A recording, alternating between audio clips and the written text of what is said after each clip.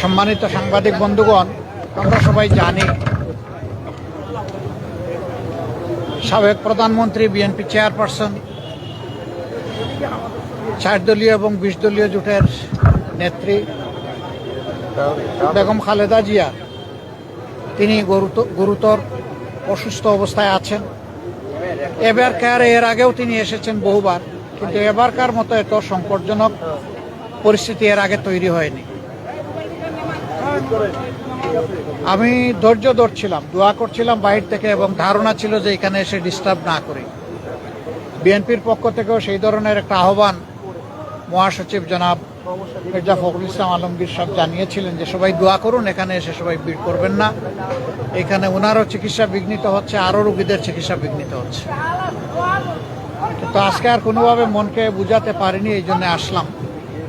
আমি ওনাকে দেখে এসেছি। এখন ওনার ডায়ালাইসিস চলছে এবং তিনি আসলে ডিপ সিডেশনেই আছেন। সারা দুনিয়ার মানুষের সাথে আমরাও দোয়া করি আল্লাহ তাআলা ওনাকে সুস্থতার নিয়ামত দান করুন। আমিন। তিনি সুস্থ হয়ে আবার ফিরে আসেন এবং জাতির খেদমতে বাকি জিন্দগিটা উনি যাতে কাটাতে পারেন সেই দোয়া করি। সুস্থতাও আল্লাহর নিয়ামত, অসুস্থতাও আল্লাহর নিয়ামত। এই ক্ষেত্রে তার আপনজন যারা আছেন, বিশেষ করে তার পরিবারের সম্মানিত সদস্যবৃন্দ, তাদের জন্য এই পরিস্থিতিতে ধৈর্য ধারণ করা বড় কঠিন। আমরা আল্লাহ তাআলার দরবারে দোয়া করি তারা যেন ধৈর্যের সাথে এই পরিস্থিতি মোকাবেলা করতে পারেন এবং আল্লাহর উপর তারাও যেন পূর্ণ ভরসা করতে পারেন। আল্লাহ তাআলার হাতে সব কিছুই আছে।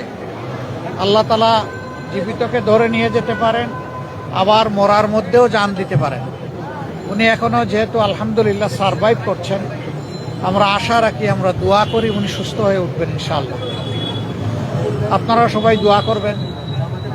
আর এখানে হসপিটালের যে ডিসিপ্লিন, এটার ক্ষেত্রে আমাদের কারোই ব্রেক করা উচিত না। আমি মাত্র 1.5 মিনিট সময় সেখানে দাঁড়িয়েছি। আমার কর্তব্য নিষ্ঠা আমাকে বলেছে যে তোমার সুযোগ থাকলেও দীর্ঘক্ষণ এখানে দাঁড়ানো উচিত নয়। আমি দু চোখে একটু দেখে আসতে পেরেছি, এটা আমার সান্ত্বনা। আবারও আল্লাহ তাআলার কাছে দোয়া করি আল্লাহ তার বান্দিকে ক্ষমা করুন, তার উপর রহম করুন এবং তাকে সুস্থতার নিয়ামত দান করুন। আমিন। আসসালামু আলাইকুম ওয়া রাহমাতুল্লাহ।